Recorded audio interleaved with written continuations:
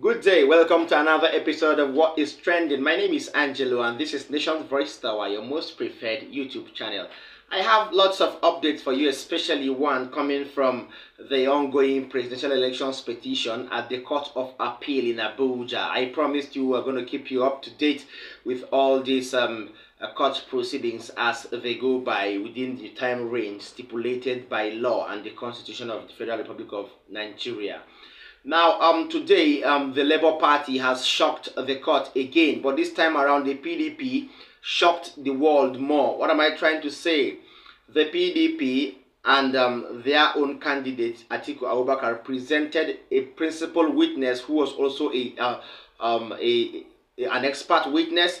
I'm talking about one Mr. Hitler Onwala, a digital forensic expert, testified at the Presidential Elections Petitions Court.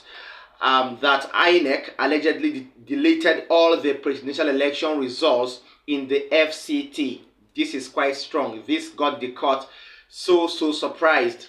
Now, furthermore, the PDP and its candidate Atiku Abubakar presented Onwala as an expert witness in their appeal disputing the proclamation of Asiwaju Bola Ahmed Tinibu as winner of the February 25th presidential elections. Onwala provided his testimony during Chief Chris Uche's cross-examination. Chief Uche is a senior advocate of Nigeria. During his cross-examination as the petitioner's attorney, he claimed to have examined the bimodal voter accreditation system BVAS machines as a representative sample of the FCT. He examined 10 BVAS machines as a representative sample of the Federal Capital Territory coalition results. Now, for the Labour Party, INEC have finally coughed out all the remaining documents that have been in their custody and deliberately withheld by the Commission for a while now. Recall that sometime day before yesterday, on Monday to be precise, I brought you an update that INEC actually agreed on the order of the court to avail the remaining documents that were withheld by the Commission before the week ends, according to what was reported on this same platform few days ago. So, finally, INEC have made provisions for those documents, and furthermore, the INEC had promised to also make provisions for the few documents remaining before the beginning of tomorrow's proceedings. Now, the truth is, Labour Party's presentation of witnesses and evidences ends tomorrow. That is when we will stop seeing witnesses and evidences from the Labour Party.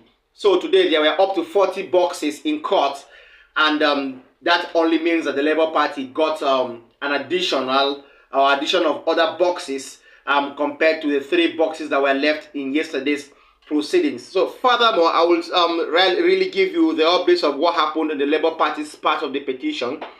The Labour Party presented an expert witness, one Dr. Yunus Atanko, a politician and an accountant too, who after cross-examination from the counsel to the Labour Party, Dr. Levi Uzoku, exited the dock or the witness box, and furthermore, there was adjournment of hearing till tomorrow, the 23rd day of June 2023, and that is that on the ongoing issue or on the ongoing proceedings at the Presidential Elections Petitions Court. I urge you to keep a date with us tomorrow for more updates on the ongoing petitions.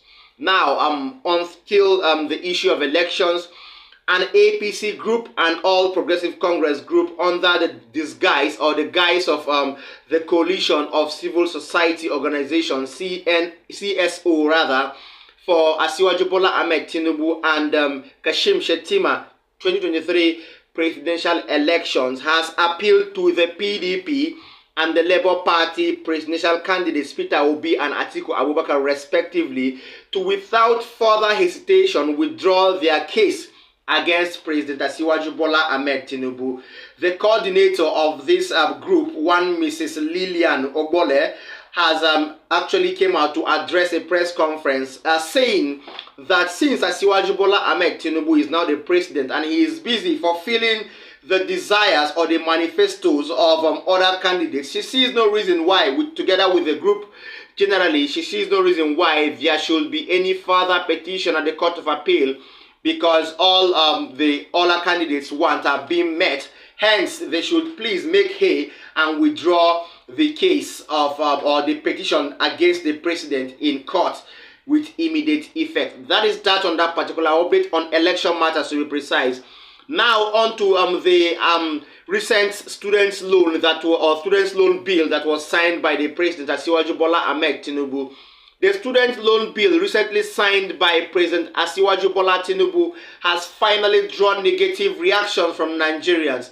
National Coordinator of the Education Resource Center, one Mr. Hassan Taiwo Soweto, termed the newly signed bill as a scam due to the few issues and conundrums surrounding the loan. Without much ado, let me give you a brief video clip from his long interview so you will understand how he termed this particular bill signed by Asiwaju Bola Ahmed Tinibu, the president, as a scam.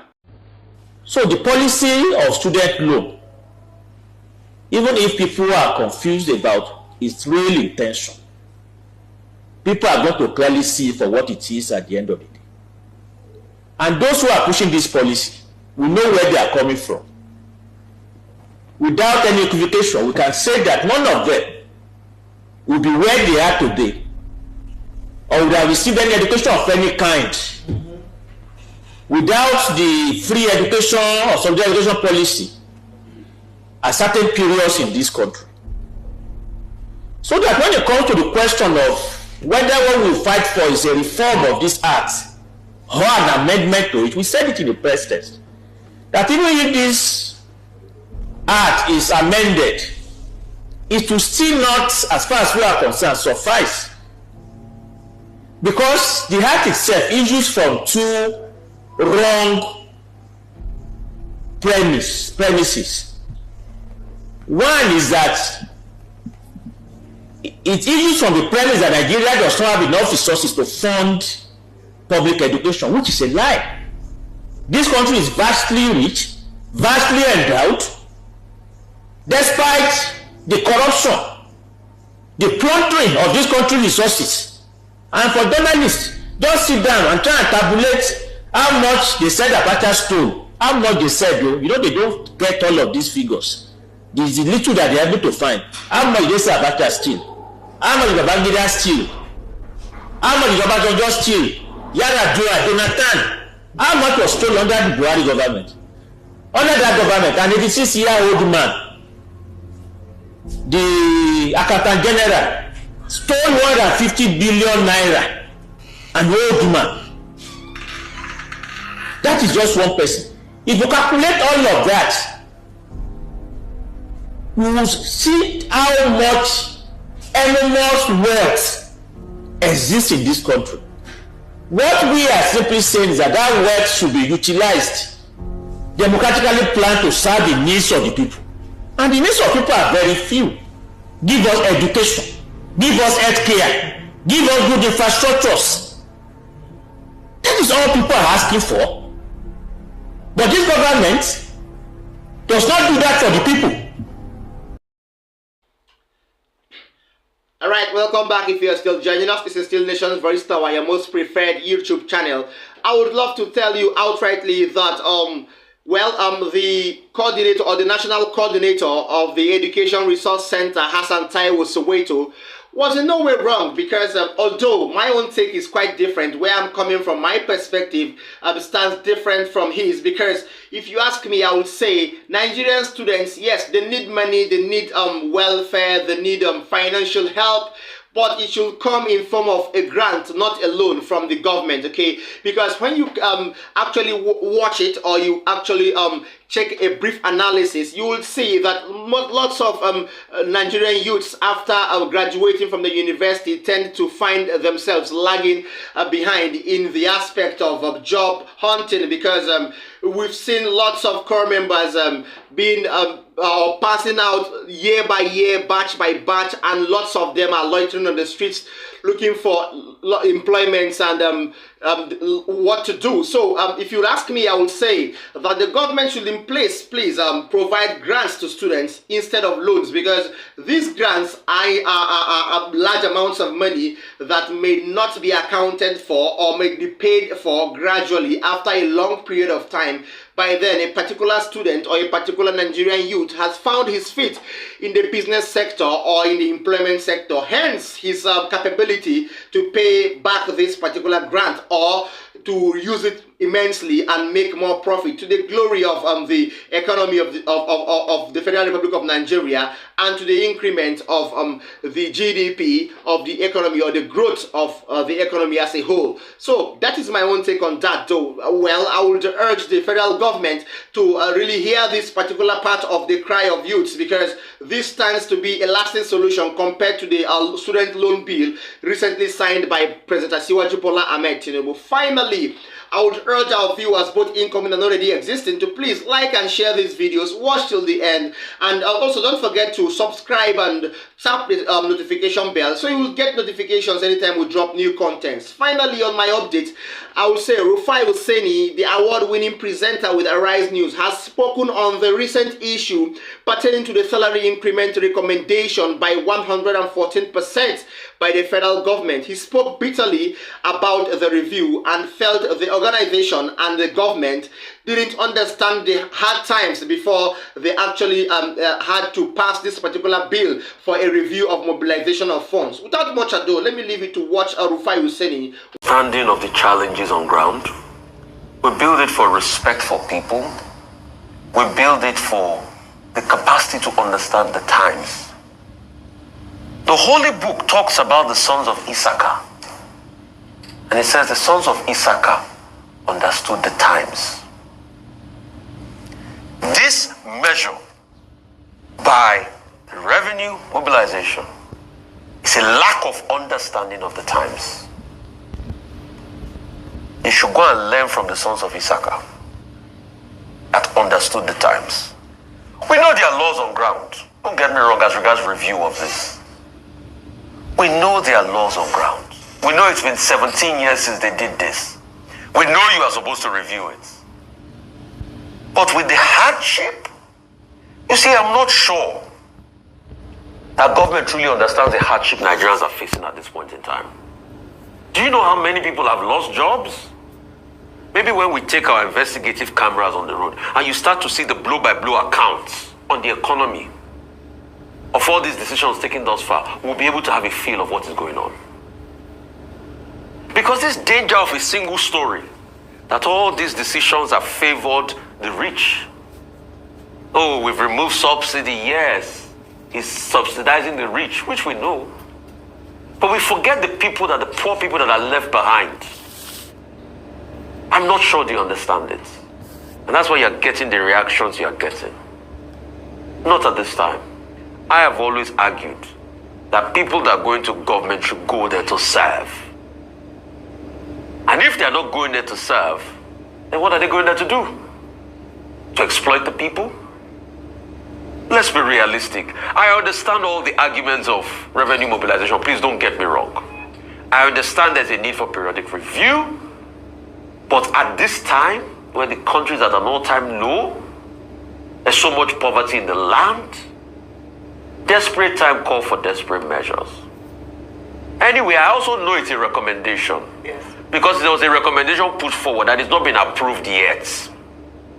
All right, all said and done, I would say that's quite true, because general knowledge just shows you that right now Nigerians have lots of problems on their table. The most pressing of these problems is the abrupt removal of petroleum subsidy by the incoming president, Asiwaju Bola Ahmed Tinibu.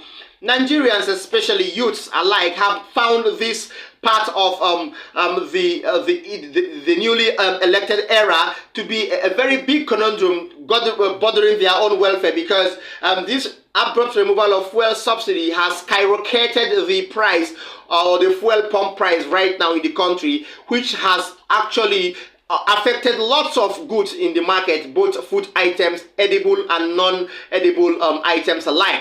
So if you ask me, I would say the government should rather quickly implement a bill that will see the minimum wage or the least earning employee in a company, or yes, let's say the minimum wage, rise up to something tangible for Nigerians to be able to hold and make good use of. Because when you leave the minimum wage at the level it is right now and you abruptly remove fuel subsidy, you have not actually provided a sort of palliative for the citizens of the country to lean on, because an abrupt removal of petroleum subsidy tends to be a sort of threat in the sense that lots of Nigerians will find it hard to feed, lots of parents will find it hard to move around with their normal businesses. Neither will lots of citizens find it easy going to and fro from work to their homes and so on. So lots of issues on the board for Nigerians, according to what was said by Rufai Hussein there over the abrupt removal of fuel subsidy. So